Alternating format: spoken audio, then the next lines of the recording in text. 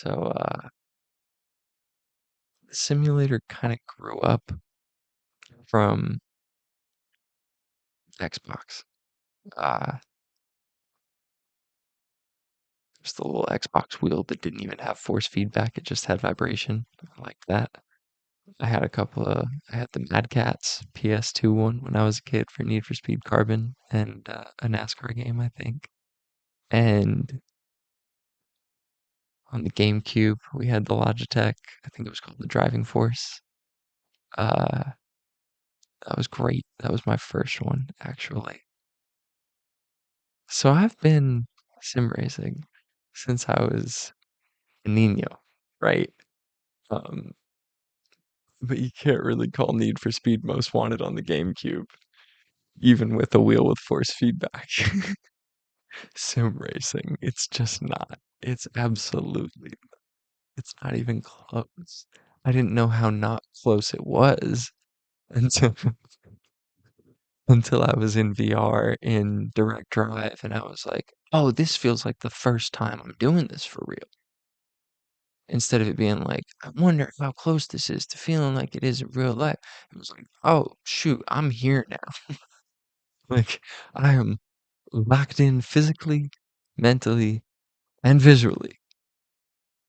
Like, the tactile sensation, right? All of it present.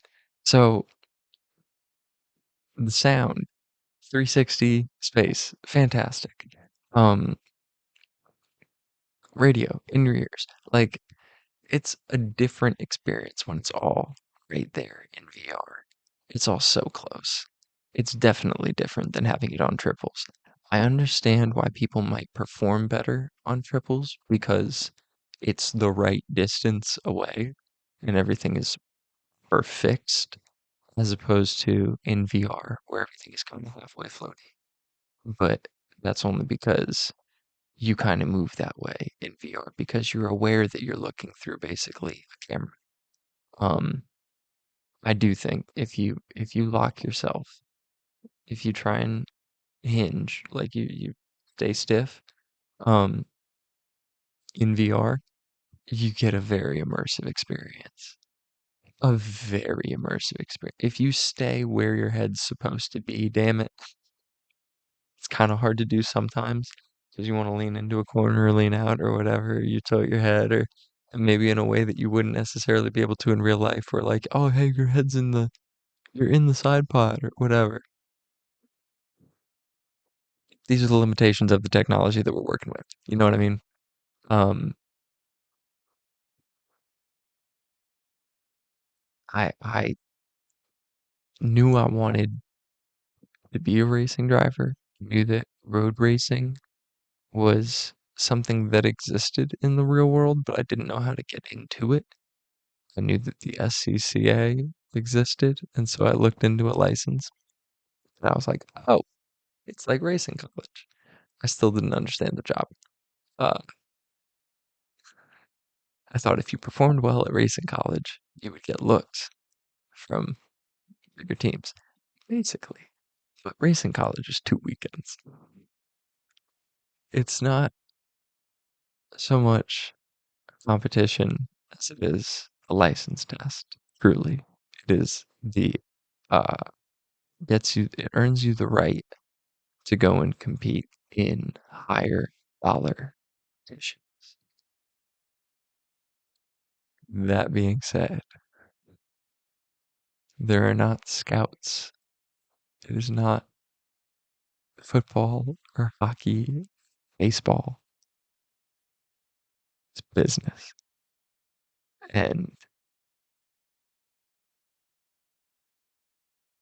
I still didn't quite have a full grasp of that until I went and worked with this team.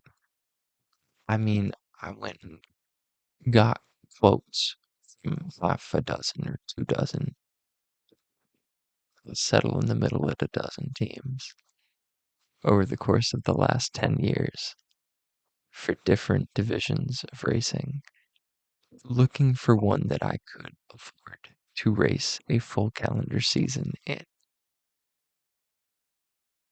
Knowing the whole time that K1 was right there. and refusing to lower myself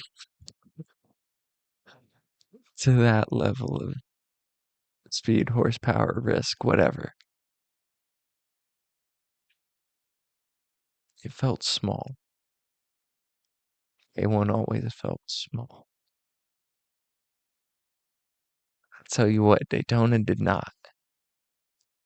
And I'll tell you what else, Whiteland did not either. Now, a little bit of weird housekeeping. A1 recently bought Whiteland Raceway Park.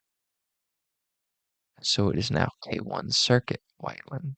It will still be the Indy Karting Challenge. It will still be called the IKC. It will still be an LO206 and a KA100 class. Thinking about bringing in a KZ80 class, but we're going to see if anybody can fill it. They still got the kid carts and the mini Swifts and the micro Swifts, of course. LO206 is a pretty broad class. You can run it at IKC, Route 66, SIRA, of course, Newcastle have an LO206 class. So MCC in Cincinnati, there are a number of phenomenal championships here in the Midwest. Autobahn in Chicago, another good one. All of these places are fantastic racing communities that need racers now more than ever, I'll say. Because, yeah, the sport is dwindling. It's not dying. It's still very well populated. Every grid that you see is full. The issue is they're all full. So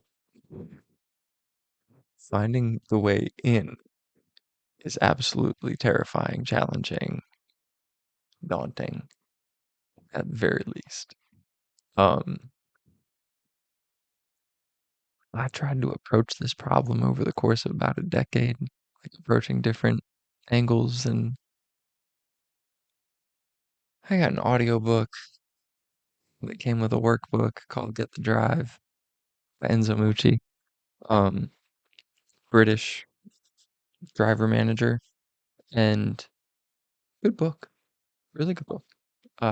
Listened multiple times over years, driving Uber and Papa John's and Jimmy John's, going, how the hell do I actually find my way into a racing car? Because I was almost like punchline style driving professionally. Everyone knew that's not what I meant when I said I wanted to drive professionally. But it's the kind of professional driving that I could get my hands on. I've actually heard the same thing from a couple of truckers who I drove over the years with Uber. Um, and even from crew chiefs and survey, where they're like, I like being on the road, I like getting to drive as many hours to and from where I'm gonna be doing my job, and finding these places out in the middle of nowhere. Like driving to a new place is a different feeling than driving to the same place again. Uh, which makes racing unique because of the number of laps that most people have to turn during a race.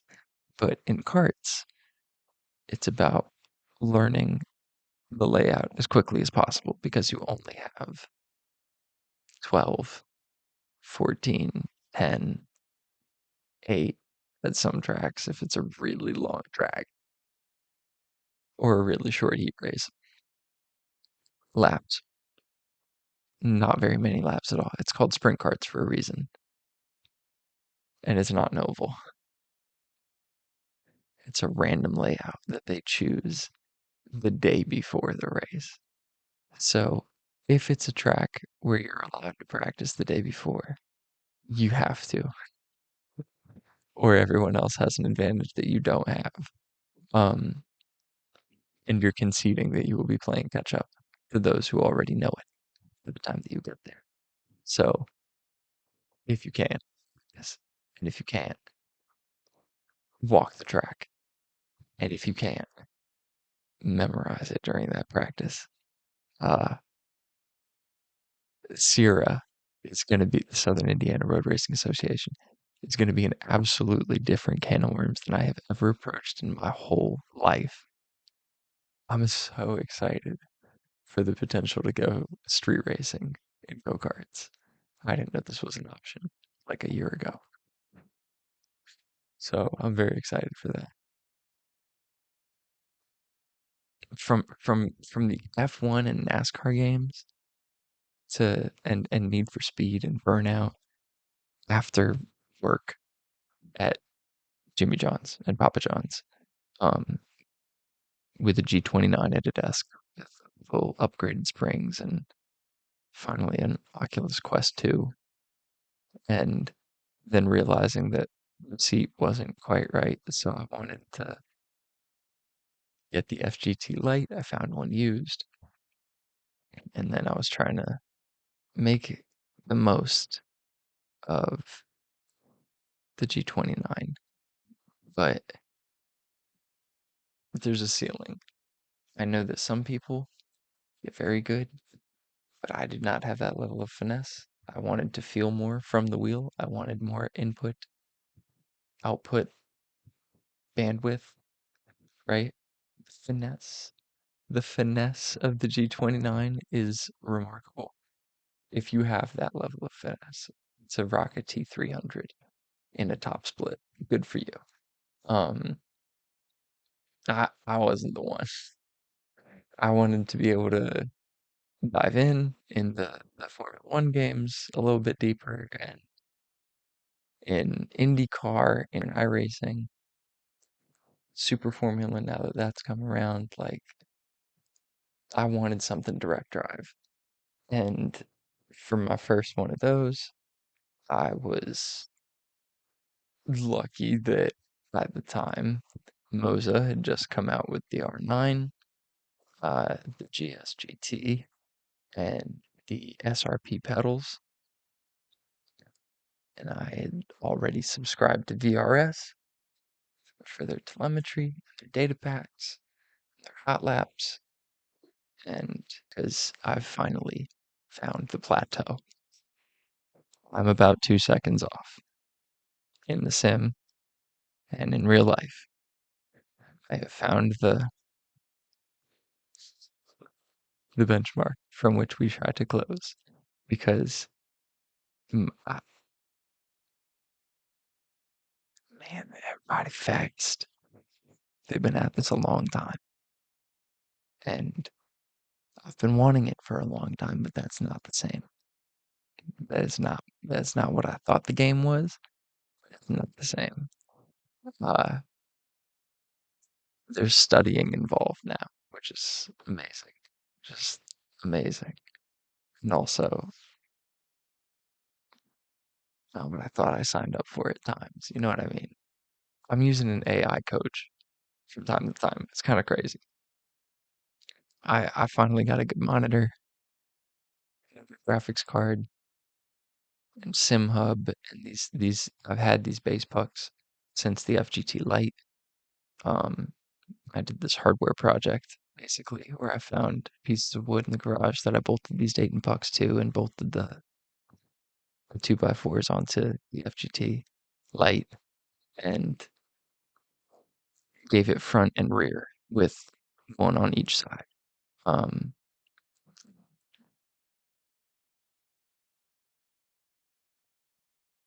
After having gotten that done and taken that to its max to the point where I was like, oh shoot, I think I might have bent the rig a little bit, maybe a little bit. Um, I I had tried to do the Indy 500. I think it's a little crooked to the left. Um, so I was doing it on full, and the FGT Lite is basically a folding chair, and we all know it, but it's also very good at what it is, which is entry level. Um, because I would not have wanted to mount that to my VR9.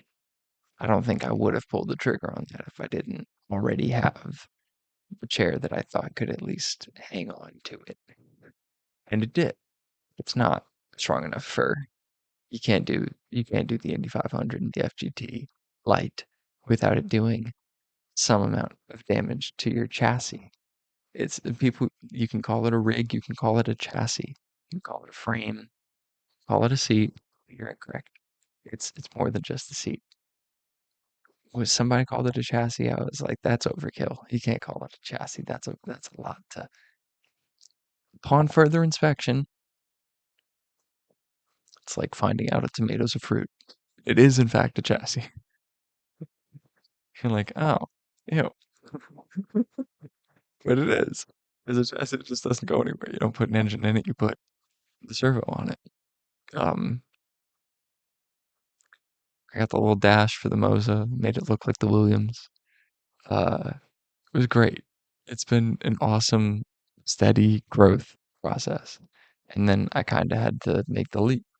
I did the shopping after maxing out the Moza R9 and getting to a point where I was like, okay, I'm still not computing something here. Like it's not scaling properly. I'm not able to adapt my driving style. So there's still some level of information that I'm not getting here. The Direct Force Pro base and controller box are awesome, awesome machines. And I found a great deal, of course, used. I can't recommend using used sim gear enough. I've saved a ton of money using used gear and gotten just as much fun out of it. And it's been able to move at my pace, and I've been able to get more upgrades because of the money that I've been able to save. Uh, we found perfect F1 rim, and the LCD screen built in. So we went from the Williams to the Merc or to the Ferrari or whatever with the Leo XZ, XF1 3K. So the wheel has a cable from it now. The PC. I'm debating changing the QR to something more like an Ace-Tech so that cable stays with the QR instead of trying to reach somewhere, and I'm worried about pulling it too far if I turn too far. That's not a limitation I like having in the um track racer direct drive mount, the universal mount. Um, it came with an e-stop. It's a 20 Newton meter servo. It's like the SimuCube 1. Um, 20 Newton meters of torque is almost 15 pound-feet of torque for my American friends. And I'm finally at the point where I'm pulling full frames now with the processor that I just dropped into this thing. So now with direct drive, the steering feels so heavy that like on the new FGT I have, not an Elite Light, but GT, um, bolts creak from time to time if I haven't tightened everything down recently. Um, when I really lean into it, particularly in Indy cars on ovals, um, it's really good. I break a sweat. My forearms and my wrists feel prepared for a pro car season, and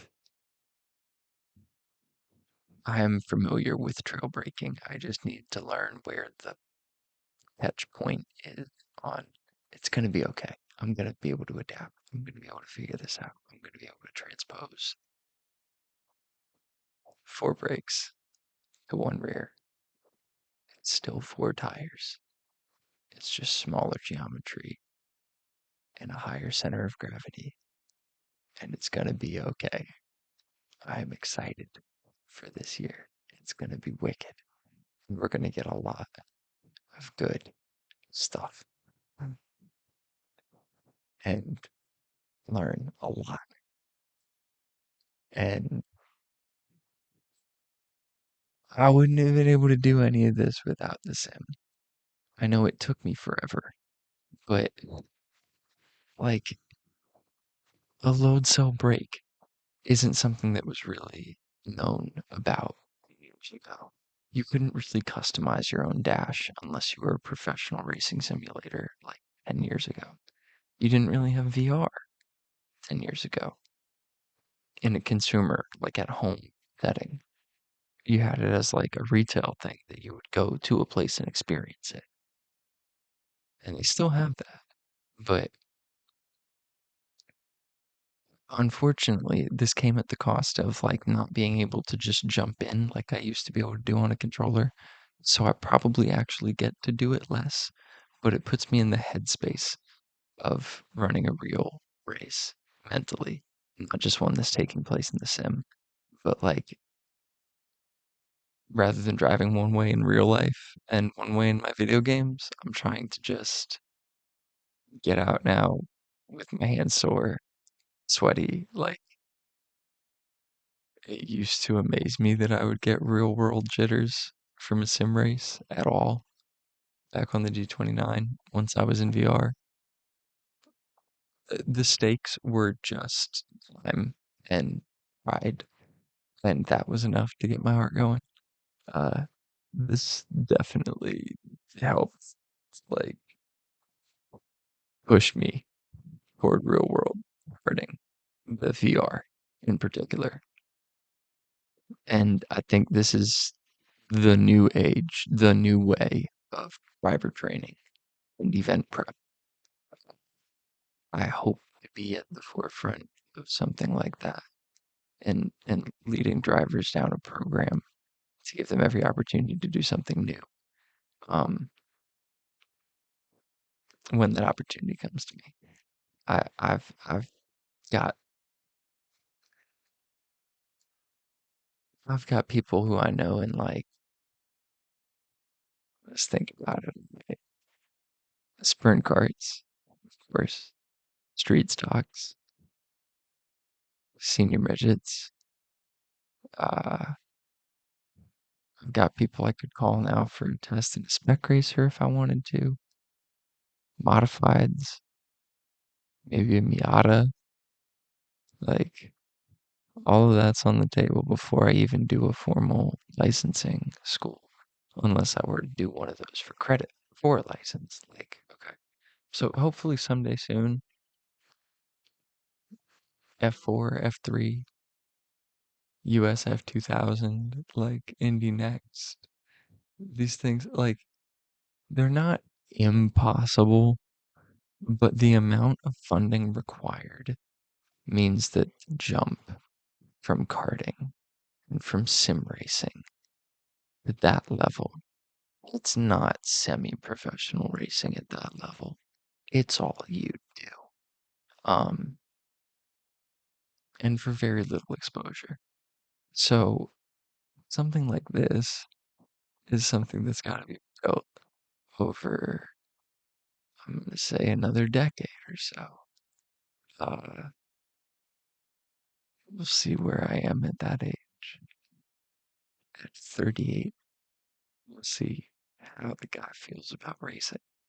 But at this point, I've waited so damn long that I would race shopping carts if it was all they would let me race. So I'm grateful for K1 for the opportunity they gave me last year to get my feet wet in real world competition against other human beings. Uh, Whiteland, I really appreciate the way that I was able to jump in there for one event toward the end of the year and run against everybody who had been running all year and feel like I like learned a lot. Like that could have gone way worse. Now I'm glad it didn't. Um, and I'm glad that I pulled the trigger on buying my own cart because now some of that stress is going to be off of me. Now it's my cart. And I'm gonna look into something like insurance because I know that that has to play a factor at the upper levels. So I wonder how low it actually is a benefit. But we'll see uh, how much of that I can even share once I find it out. But some of that may be proprietary stuff. Like I keep finding out with the VRS stuff. I'm like, oh, I wish I could share this and talk about it. But it's also like, oh, I paid for this. They're selling that. I can't give it out for right, of course. But hopefully a coaching session or two in the future, I might be able to record and post. We shall see. Um, Something like Formula E does feel like it's just the top level of drive and drive racing right now. I don't know if that's actually the case, but that's sure what it looks like from a distance right now. Particularly with the standards they race with and the different ways that everybody seems to approach it. There are certain people who are there like, oh, screw it, it's just for fun. It's not like it's F1. And then there's other people who are like, this is the future of F1, and they're taking it so serious that they're not even like going and getting theirs. They're not even like having fun. They're like sacrificing for the team like it is F1. When like, hey, bro, it's a giant electric cart. Go do your thing. Um, that was a heartbreaking radio message, though. If you know, you know. These are all very much still dreams, duh. But like, I'm trying to keep them alive. You know what I mean? It's not. There's no limit until you say there's a limit. I remember watching Jimmy Broadbent talk about, I will never be a racing driver. And I was like, forgive me. Fuck you. Yes, you will. I knew that then. I was like, yes, he will. He'll find a way. He'll find something that he can get into. There's so many classes. I've been looking at F600 for too long. Um, as like, well, I could manage to do that someday. But also it would be settling, right? Like I've always wanted to race the fastest. Uh, um, things that I would be allowed to race. I don't know how close to the fastest I'll be allowed to race, but thankfully I live pretty close to the fastest. Um,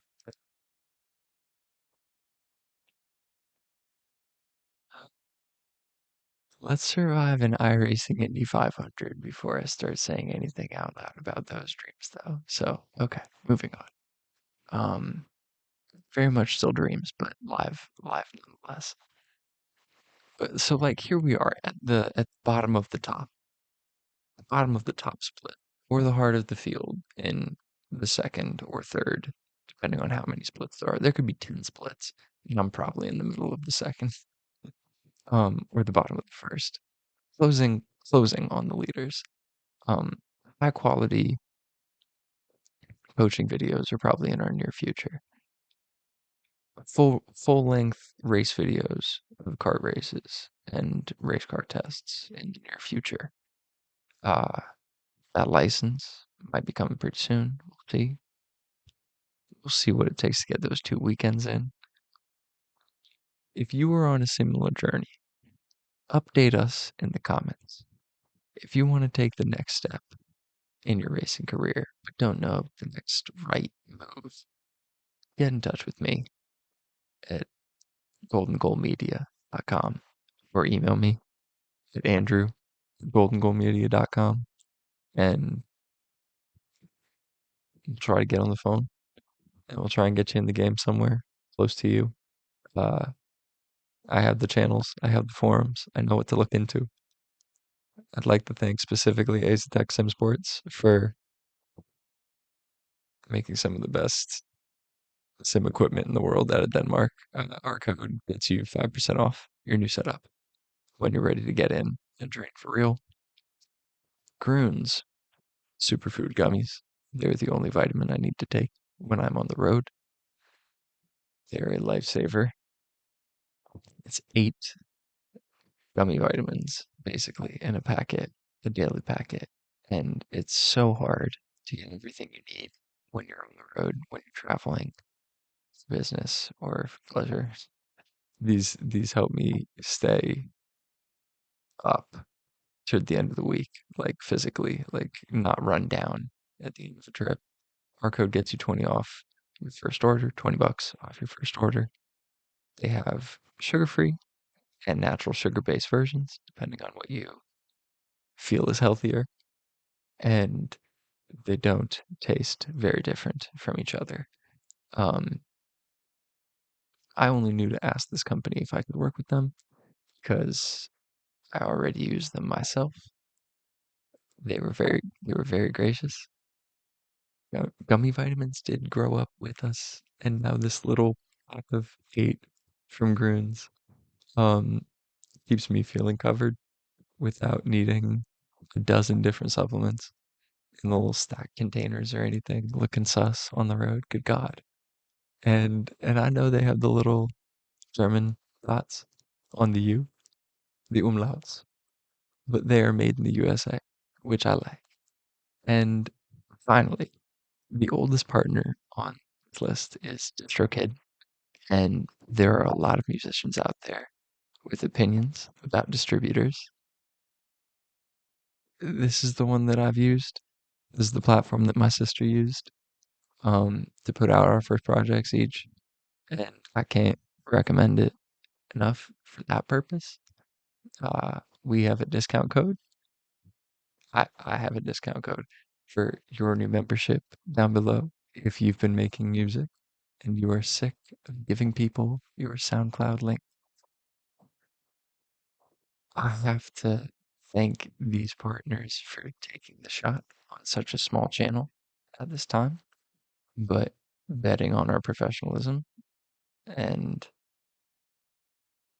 that this is going to keep getting better 1% at a time. With DistroKid, to get back to that, it puts you up on Spotify, it puts you up on Apple Music, it puts you in front of the people that you love for a flat fee, and they leave you 100% of your royalties. You pay a flat fee, you are betting on yourself that you're going to make more than that over the course of the year. And if you don't, then you get the pride of being up on these digital stores, which is a nice little brag. You get unlimited uploads. They take 0%. That is true. There is a delay, yes, on your payout, but it is accurate. Uh, there's a lot I've gotten done on there. There's a lot I've gotten done on here. There's a lot we still got to go get done. Um, we'll get into it. But welcome to the off season that doesn't exist. I'm Drew Goldman for Closed Circuit Sports, and I'm looking forward to 2025, at least for the racing. Uh, appreciate you joining us. Take care. Peace.